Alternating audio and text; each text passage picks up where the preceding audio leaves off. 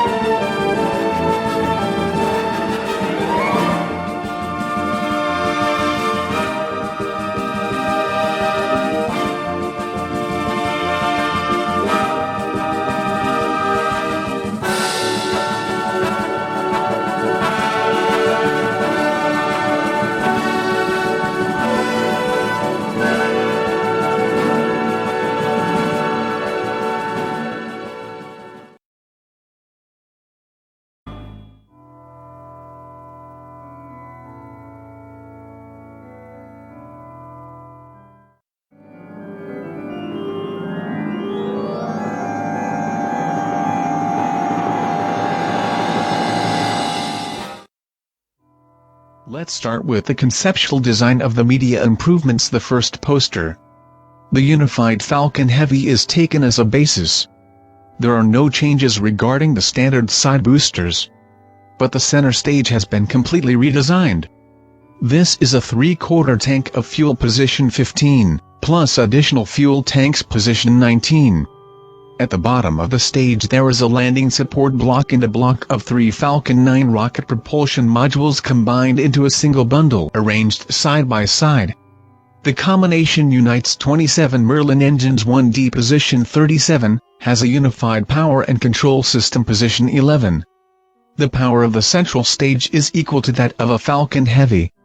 The traditional lattice handlebars are slightly increased in size position 8. On the sides of the ligament there are telescopic landing supports position 13, and with 2 standard Falcon supports 9 position 9, they form the landing supports of the central stage. That is, instead of 12 standard Falcon Heavy supports, we left only 2 plus 2 telescopic supports. Not bad weight loss. Above the lateral motor blocks of the ligament and the central stage there are tanks oxidizer supply arms position 4. When completely empty, these tanks are unlocked and gently removed by air cushions from below and pneumatic lifts from above positions 6 and 7. In subsequent projects, I also replaced them with air cushions with cable-type restrictions on the opening angle. At the same time, the pillow, hugging the body of the tank shoulders, dampens the resonant frequencies. The opening angle should be at some distance from the impact of the exhaust gases of the Raptor vacuum engine on the surface of the tank shoulders. Are unlocked.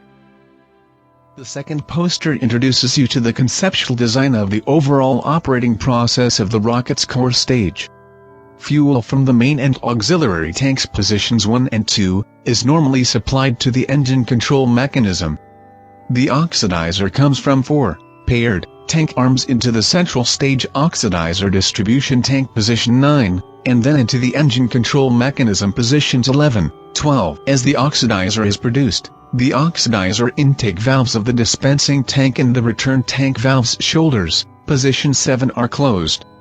The tank shoulders are unblocked and gently retracted by pneumatic cushions from the central stage. Next, the accumulated boost gases and air cushions position 15, are diverted until a certain angle is reached, which is temperature safe from the influence of the exhaust gases of the Raptor vacuum engine. In this case, the valve position 13 of the oxidizer landing tank is turned on position 6 and the central stage, having separated, goes into controlled landing mode. The poster also shows a sketch of the conceptual design of the rocket with 11 Raptor 2 propulsion engines, instead of 27 Merlin 1D engines. The sequential process is similar to that described above with the Merlin 1D engines. The rockets are designed to fly not only with Falcon 9 boosters, but also autonomously without them. The third poster is dedicated to the conceptual design of using the central stage to launch extremely heavy loads with the return of all elements of the carrier. The difference from previously discussed systems is the absence of additional fuel tanks and the use of passive oxidizer tanks instead of active shoulder tanks. When the oxidizer tanks are empty position 2, the solid fuel engines are fired positions 5 and 8, moving them away from the central stage of the carrier. Then the parachute system is activated position 7, and the oxidizer tanks are gently splashed down to the launch point of the ocean. The concept design also considers the use of rockets with different engines, both Merlin and Raptor. They can launch scientific laboratories and space hotels with centrifugal gravity into orbit. We'll talk about this further. The missiles are designed to fly not only with Falcon 9 boosters, but also autonomously without them. The fourth poster shows a conceptual overview of the layout of a single crossbow ship. In essence, this is a multitasking designer for assembling devices for various purposes. In a single design, the crossbow has 3 working docking units, unlike tandem ones, which have 2. 2 corner units are located on the sides of the conical extension of the main block. The third is a priority. It has a centrifugal fuel and oxidizer filling unit. Refueling will be given attention in the topic of the same name below. That is, a single crossbow is a refillable device, intended mainly for commercial projects.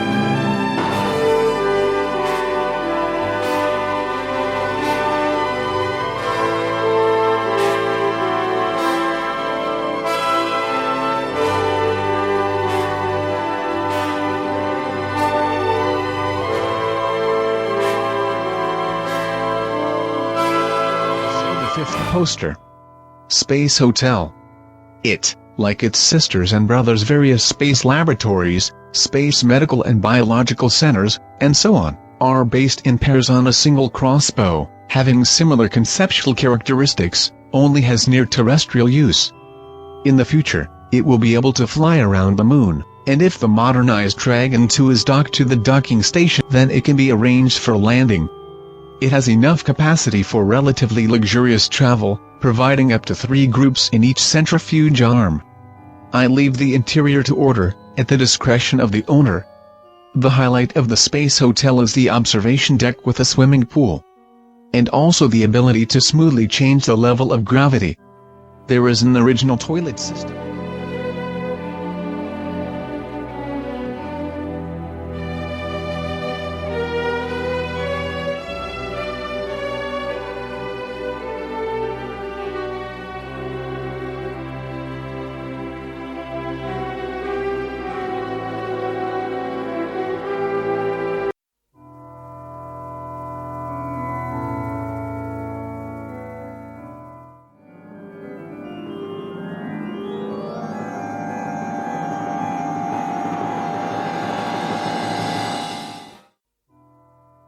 The first poster explains the system for docking, securing and stabilizing the space ferry, the space butterfly of the 2 crossbow ferries. Having formed a straight line after turning around the axis position 7 of the universal tank's oxidizer rods, they are locked.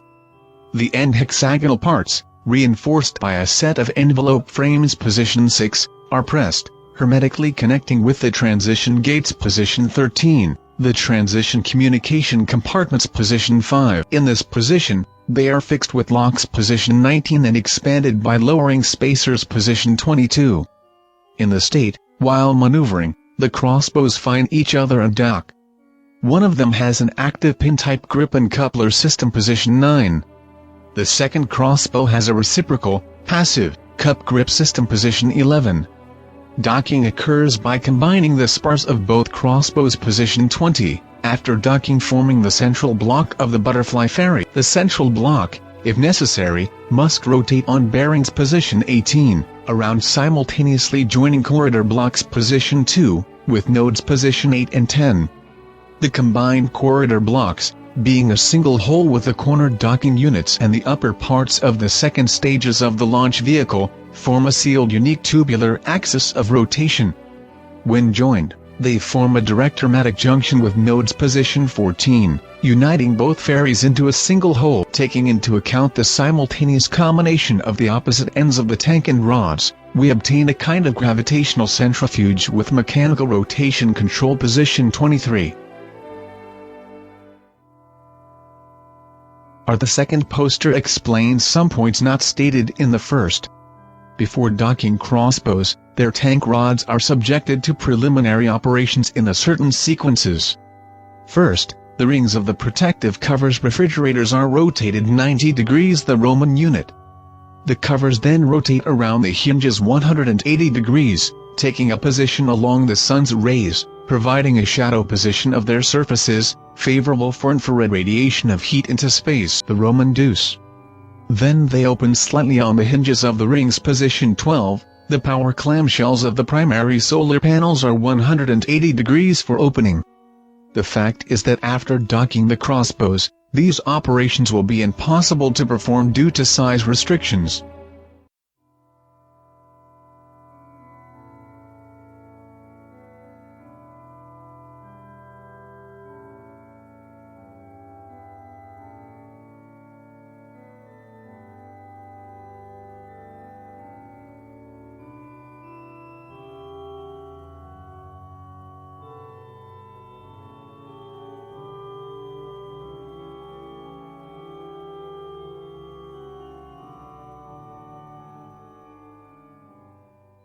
Also on the second poster under the position rotation, the perpendicularity of the position of open solar panels and refrigerators is visually indicated, as well as the direction of rotation of the centrifuge relative to the pipe axis of the connected corridors.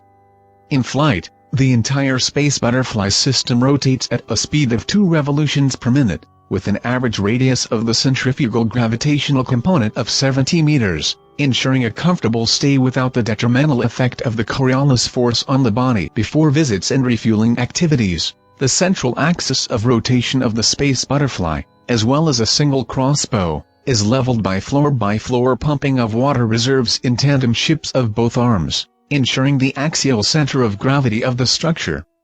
Then the central block is untwisted synchronously in the opposite direction by the rotation mechanism position 7, relative to the rotation of the gravitational centrifuge. It is stabilized in the zero position of the axial movements of the ferry, providing the possibility of docking. In flight conditions, the central power unit is installed in the position of pairing the active retractable docking nodes position 8 and the passive docking nodes position 14. After this, the rotation system is blocked by several commands. Throughout the flight, the axis as a center of mass may not be maintained, and physically, the center of gravity, within certain limits, can move arbitrarily, which does not affect the flight conditions at all. On the third poster we continue to understand the design and configuration of tank rods. At this stage, I will rename them elevator shafts, which are pipes with a diameter of 1 meter and 80 centimeters and a length of 60 meters positions 1 and 5. They are connected in pairs combining blocks position 19 and openwork trusses position 20.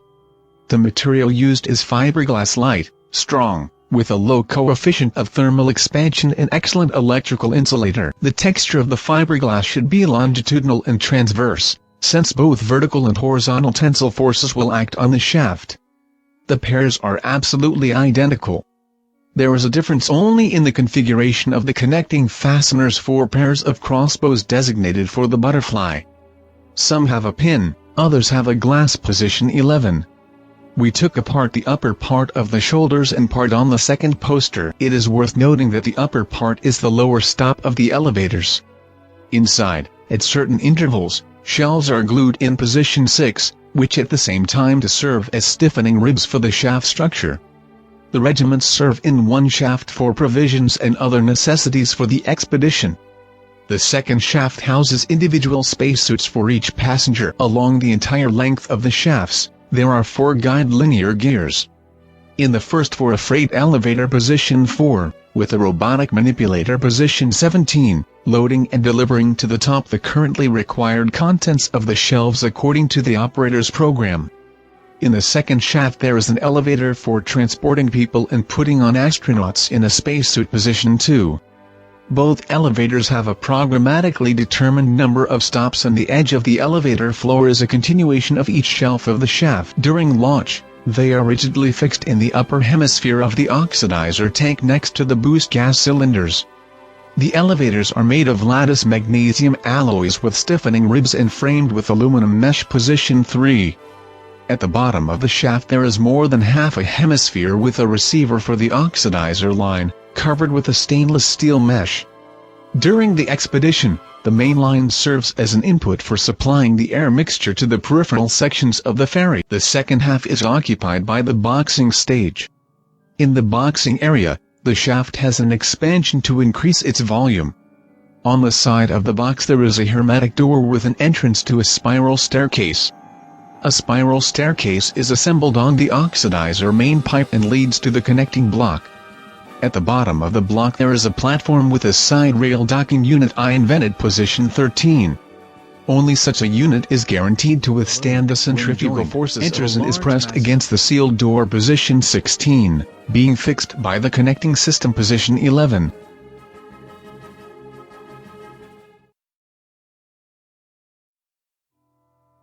The fourth poster displays my concept designs for some fasteners.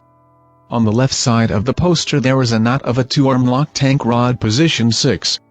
Locking is carried out by turning the double-sided bolt position 14 in pairs in the tank rod slot position 12 and 13. The bolts are rotated by an electric rotary mechanism position 7. The right side of the poster shows a tubular stop truss position 5, lowered by a lifting and rotating mechanism positions 4 and 6, followed by calibrated retention of the shoe position 11. The shoe is affected by an electric screw drive positions 10, 12 and 13. through a cylindrical system positions 9 and 14. The stop, together with the lock, resting against the slope of the spar position 3, creates a relatively reliable structure. The reliability of the stop increases many times after joining the ferry elements. The middle part of the poster shows an electrical coupling that is used to assemble almost all assembly components. It consists of an active double cone pin with a long cylindrical body and a heel in the rear part position 3, resting on a ball stop position 8. It is located in a cage that repeats its shape position 1, but with slightly larger tolerances position 7.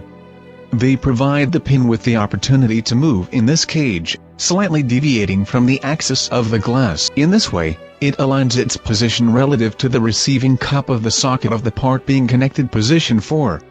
The socket has a pair of bypass cams with a cutout in the shape of the rear cone of the pin position 12.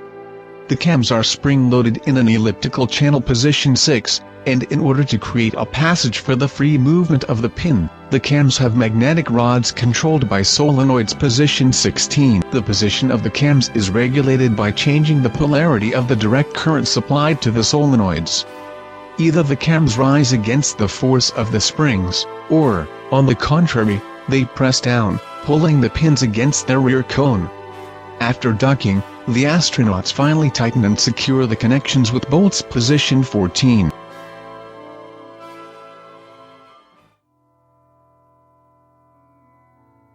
On the fifth poster I would like to present the concept of a unit with a Wajima plasma engine. The block consists of a central cylindrical part position 3, embedded between two tanks of liquid hydrogen position 4. Behind the central part there are cylinders with xenon gas position 2. In the central part there is a control system, and in the hemispheres of the central part of the block, on both sides, there are rotary mechanisms with contactors for transmitting opposite polar current during rotation position 5.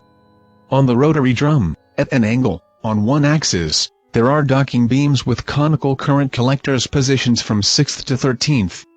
The Wajima engine itself position 1, is mounted with a rotating barrel in the central part and can change the vertical working angle. Additional drawing. Unfortunately, there is very limited information about the Wajima plasma engine itself, but from what I found, it follows that the inventor's desire is to get away from using a very expensive working fluid xenon by finding a replacement for it in the form of hydrogen. But hydrogen is somewhat inferior to xenon in accelerating and expanding plasma, but it is much cheaper. Along with hydrogen, you can have a little xenon on board in case emergency acceleration is necessary. Wajima blocks are joined and removed using the Canadarm system, or its equivalent. It is delivered to low orbit in a fully fueled state and brought to a certain arm of the Butterfly ferry, the cargo starship. After completing the mission, the Wajima blocks are removed and sent to Earth for maintenance and refueling according to the same scheme, only in the reverse order, after which they are reused.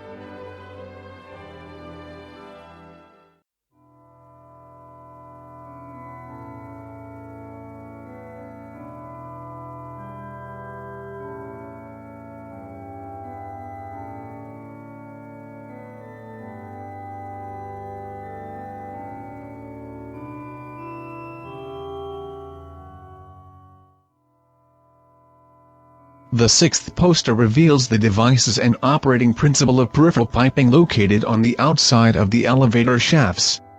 The poster shows the shoulder fully assembled and expanded. Due to the density of the poster, solar panels are shown fragmentarily position 9.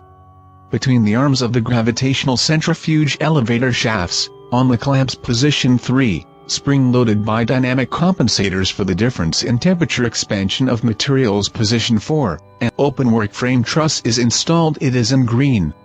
The farm is equipped with 4 Wajima plasma engines. Solar panels are divided into sectors indicated in Roman numerals. In order not to mislead you, the solar panels depicted around a pair of arms belong to different pairs, lying in different planes in depth.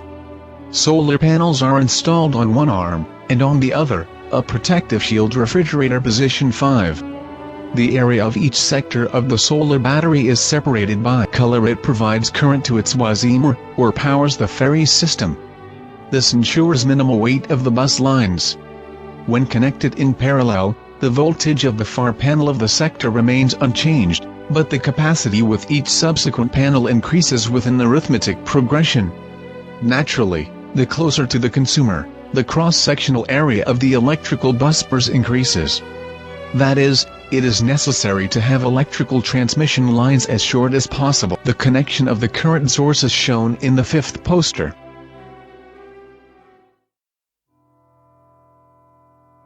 The seventh poster shows the docked connecting modules of one of the arms of the butterfly ferry centrifuge. They dock along the emergency crossing line position 16.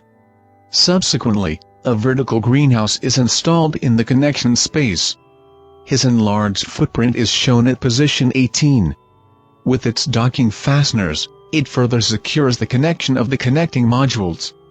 The traffic path can be tracked using red lines. The outer contours are filled with manually replaceable cylinders of fuel components position 22, for gravity engines position 7, and correction engines position 8.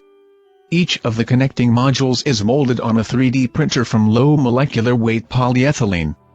Entirely or in segments, followed by welding.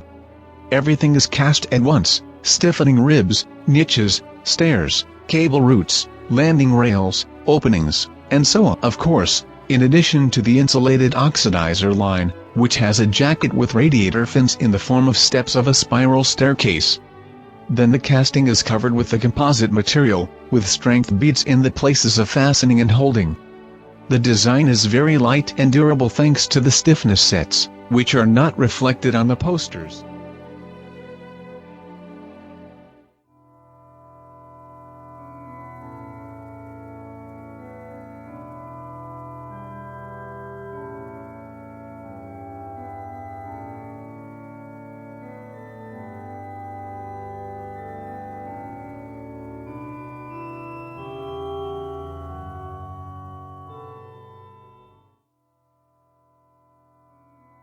The eighth poster introduces you to the concept design of a solar tandem residential module unit.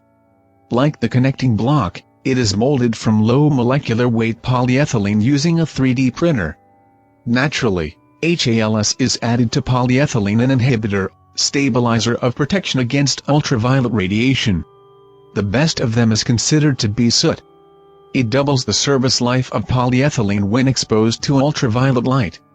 True, then the walls of the rooms will be black. The use of polyethylene is very important and wonderful because we are able to create any shape, and it is the lightest and most flexible material.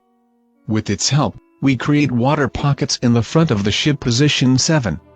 By filling or draining drinking water from them, we control the gravitational geometry relative to the axis of the ferry. We adjust the thickness of radiation protection in the selected area of the ship, but due to the large coefficient of stretching and thermal expansion, to strengthen the structure, we cover the ship with a composite material, with thickening in places of greatest load, and strengthen the rigidity of the structure with a titanium strip course at position 1. During the casting process on a 3D printer, all the laws of ergonomics and aesthetics can be taken into account. You can paint ceilings, walls and floors according to the purpose of the room during the casting process. For docking, we use my double linear translational I-beam docking unit with force tightening position 3.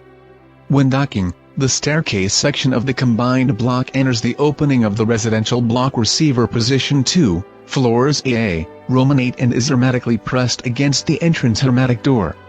This door is crew controlled position 4. The doors to the cockpit are locked by the crew position 5. Floor BB of the Roman 7 is a hygiene room and laundry room. The ferry is designed for 100 passengers. 50 passengers in each arm. Floor NN is technical. Has an N docking unit with a gateway position 2. The gateway operates only near the Earth during the stop of the gravitational centrifuge. Floor CC, EE, D and FF are the floors of passenger cabins having 2 bunk beds and accommodating 4 people in each cabin position 3. Toilets are located along the edges position 4. Floor CC and E differed from floors D and FF by the presence of transition doors position 5, into a shady tandem residential block. On each floor there are crew cabins position 7. The hospital is located on floor GG Roman double, with 2 double rooms. In one of them there are a surgeon and a paramedic. In the operating room position 7, there is an operating table, a chair with an operating lamp, and behind the curtain an examination table position 8. There is also a passage door position 5. All passenger floors are connected by an elevator and a spiral staircase. The habitation module is delivered into orbit by the cargo starship. In the upper right corner the dimensions of the living block relative to the opening of the starship cargo hatch are shown.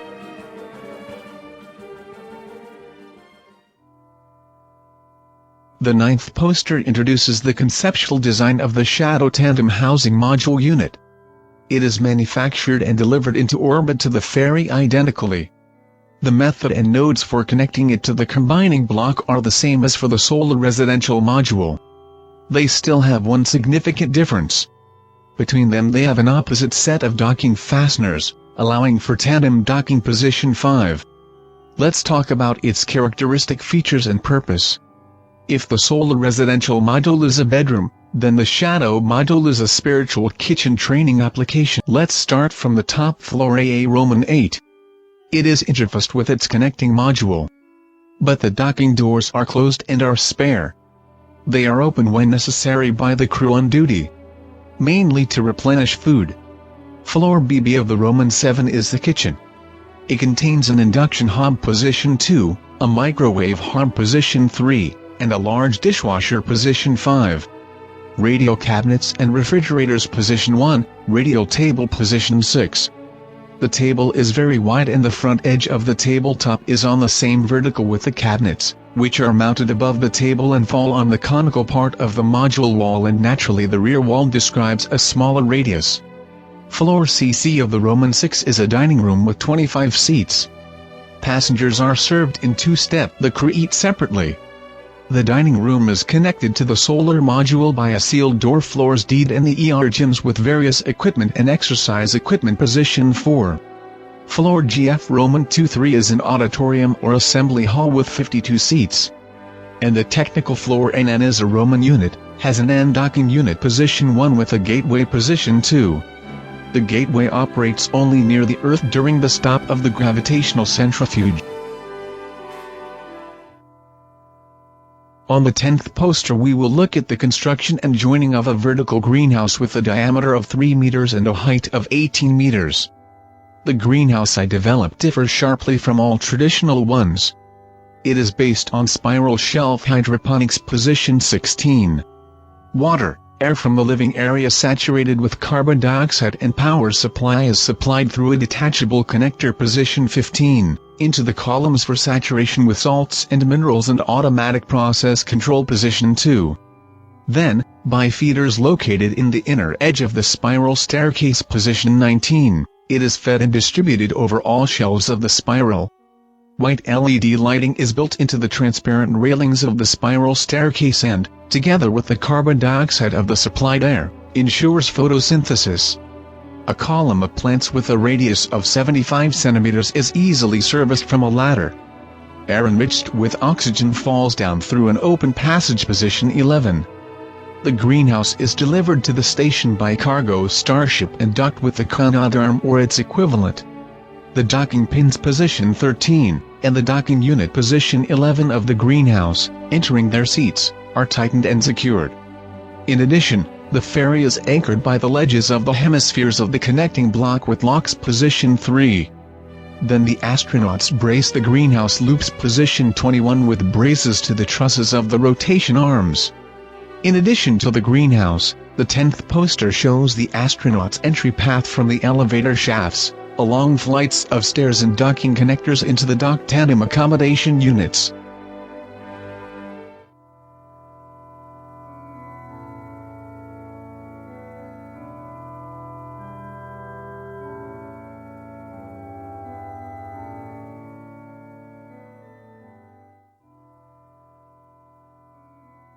The 11th poster shows the conceptual diagram and layout of the modernized Super Heavy System Position 1, in connection with the replacement of Starship with a non-returnable booster. Actually, the carrier itself already uses hot start, and I developed my system 2 years ago. The only slight difference is in the design of the stage separation compartment.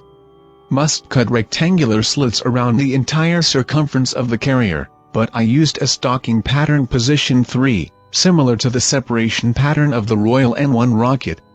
And it seems to me that the open work of the stocking pattern will not have such an effect on the heating of the upper hemisphere of the Super Heavy barrel. Of course, the main difference between the system is the loadless media outputs. Essentially, this is a Starship without a payload zone position 2. In addition, it does not have Raptor takeoff and landing propulsion engines. Instead, a fourth Raptor vacuum engine is installed. Its other features, the ability to maneuver in orbit, the presence of a pair of universal filling necks symmetrically located on both sides positions 5 and 6. And in the upper, conical part of the narrowing, the presence of a heavy load position 15, under the cylindrical fairing position 4. The load is a complete set of originally deployable solar panels on one arm of a gravitational centrifuge. After undocking, the booster and open sets of solar panels each arrive at their own point and, with the help of a Canadarm, or a similar manipulator, are installed in their places. The docking area of the new booster is vacated by the standard crossbow launch booster and is placed into the cargo Starship, which delivered the residential module of the tandem arm of a butterfly ferry into orbit. The same thing happens with equipping the second crossbow in the gravity centrifuge arm of the butterfly ferry. And the second regular booster of the second crossbow is picked up by the second Starship, which previously delivered the second residential module.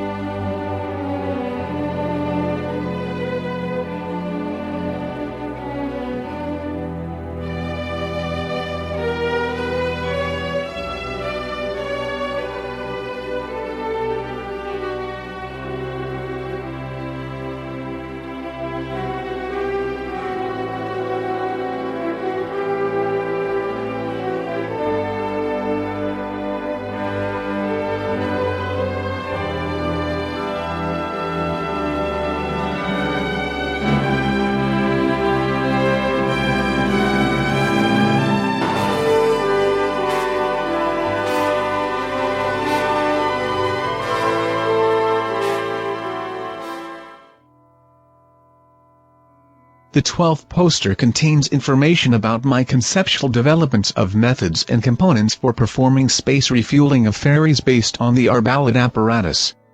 Let's look at two refueling methods. I define the first method as centrifugal. To achieve the goal, it is necessary to manufacture a specialized tanker at the Starship base position 12.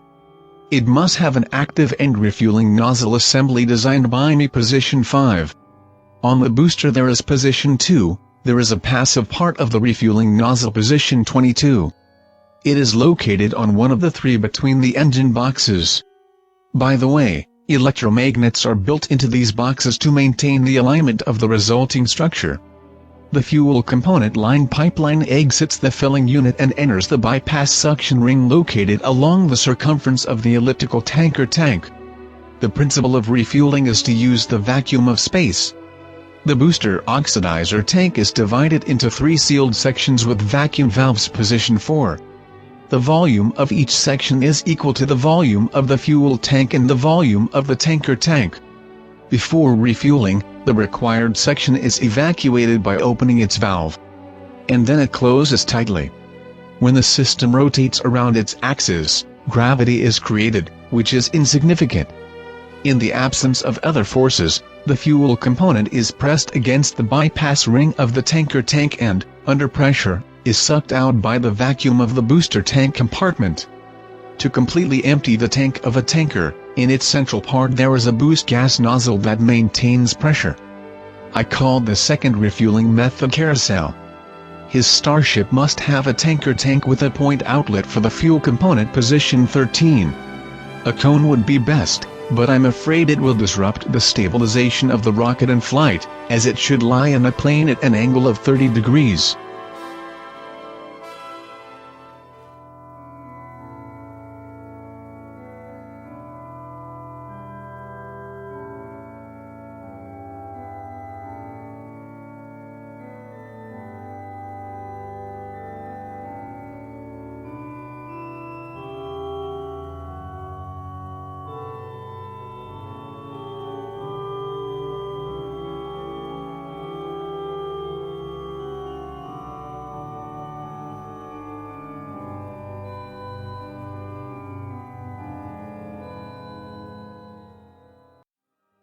On the 13th poster, I depicted the butterfly space ferry from a side from which we have not yet looked at it. My omission. But I'll improve. Here I should notice his wasp waist at the junction. The fact is that from this angle my dynamic design is visible. The taper of the transition to increase the diameter of the spar part of the rotation block remained only in the area of the docking units, providing space for the design features of the crossbow. And, moving away from fragmentation, for the first time I show the fully assembled space ferry butterfly, albeit with fragmented arms of the gravitational centrifuge. Of course this is due to their large lengths. But the difference in the directions of the solar panels is noticeable. Position 18. At the upward shoulder of the near pair, it is directed towards us and the refrigerators are position 5, on the lower shoulder it is directed downwards. At the far shoulders the situation is reversed, the solar panels are directed away from us, and the refrigerators are directed upward. The poster also visually shows the place where the greenhouses are unfastened. Position 13. The astronauts will have to try. I also decided to explain an interesting feature of my blocks with Wazimir plasma engines. Thanks to the possibility of horizontal turns of up to 240 degrees position 16, and up to 20 degrees vertically position 17, the Wazimir block can not only accelerate the ferry in opposite directions, but is also able to describe a 10-degree circle. This means that the butterfly ferry has the ability to accelerate at a 10-degree inclination to the gravitational axis. In this case, the sun will illuminate the solar panels with the highest efficiency. Before departure to Mars, all 4 side docking ports are installed, conceptually modernized by me. Dragon 2. Let's call it the Martian Takeoff and Landing Shuttle. Dragon 3 position 19. The 14th poster introduces you to the Mars Shuttle. Its appearance has not changed and is recognizable. This is Dragon 2. On Mars, gravity is 3 times less and the first escape velocity is only 3 5/10 of a kilometer per second. Therefore, with some modifications, he is quite suitable for this role. First of all, we increase the cargo compartment position 2. We leave the Draco engines and fuel the same. My concept mainly concerns the modification of the cargo compartment position 2. The compartment is a fuel donor located in an annular cylindrical tank position 10. It rests on the cylinder of the donor oxidizer tank. Position 11. Before takeoff, they pump their contents into the ellipsoidal tanks of the ship's cocoon. Position 3, emptied during the shuttle's jet landing. Accordingly, positions 6 and 7. After the tanks are empty, the block acts as a starting support. And then a dry glass with a diameter of more than 3 and an internal height of more than 6 meters. Position 8. At the bottom of the glass there are 2 lifting platforms. Positions 15 and 16. The upper platform fits into the O-ring and is fixed in the position shown on the poster and is subsequently sealed. The lower platform rises to form the second floor. Then the block is lifted by lifts. Position 4 and leveled horizontally at a height of about 2 meters. Thereby providing free passage to the airlock chamber of the block. Position 9. Next, the covers and valves on the pipes at the end of the fuel tank are open. Position 18, as well as the side upper covers of the oxidizer tank to collect small fractions of Mars soil. Using a compressor and hoses stored in the airlock chamber, crumbs of Mars are pumped into the former fuel and oxidizer tanks, filling the entire outer volume of the residential segment of the block. Position 13. In the same way, we fill the trough of the upper platform through the bypass filling valves in the holes aligned with them in the trough of the upper platform. Position 15. These actions are explained by the fact that upon arrival there will be nowhere to hide from the radiation. Let's say all 4 shuttles land. 28 astronauts will land. They will work on unloading the starships, first all of them, then as they fly off and the launch blocks are freed, the last 7 will prepare the 3rd residential block. Or maybe 14 people will remain to collect the material. Based on the 15th poster, I tried to imagine the arrival of the first astronauts on Mars. Bare, chilling landscape. And no matter how many astronauts arrive, everyone will find themselves in the same situation. And realizing the deadly threat of radiation, you will want to fall under this red, lifeless firmament.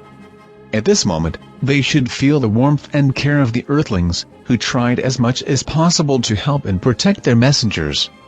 Therefore, I proposed a version of the 14th poster. But this is only part of what the pioneers need for their first visit to Mars, so close to us, but so far away. I consider the frivolity of sending 50 people into the starship unacceptable. This is not humane even towards the most desperate Earthlings. We must try. I dedicated this concept project to getting them to Mars. I propose that the basis for ensuring the arrival and initial settlement of the planet should be provided by cargo senior ships sent one way without returning, with a load of everything necessary for our new settler. After unloading, their tanks can be used as containers for storing fuel and water components. This particular poster is dedicated to the first home of our Martians. This building is like a thermos. Glass in glass is a Roman unit. On top of the hemisphere there is a parabolic antenna for long-distance communication with the Earth position 1. The space between the walls is filled with a fine fraction of Martian soil position 8, with compressors through pipelines position 15. Entry and exit is provided through the gateway position 9. Seniorship was conceptually modified by me. Instead of one bulky hatch cover, I used a two-leaf opening scheme to the sides with a longitudinal cutout in the center where the longitudinal boom of the unloading beam crane is located. Also in the front part there are flexible hoses with a suction neck and handles for moving them through the areas where small fractions of Mars soil are located. The residential building is fully equipped on Earth. It has an equipped and configured communication center, a set of solar panels, a kitchen, a toilet, a supply of oxygen, water, and food. There can be as many of them as you like, with different residential modules, as well as with different equipment. There can be as many of them as you like, with different residential modules, as well as with different equipment. I would like to draw your attention to the magnetic field created by Wasimir plasma engines. Maybe, given a certain position, it is possible to create a barrier to solar radiation,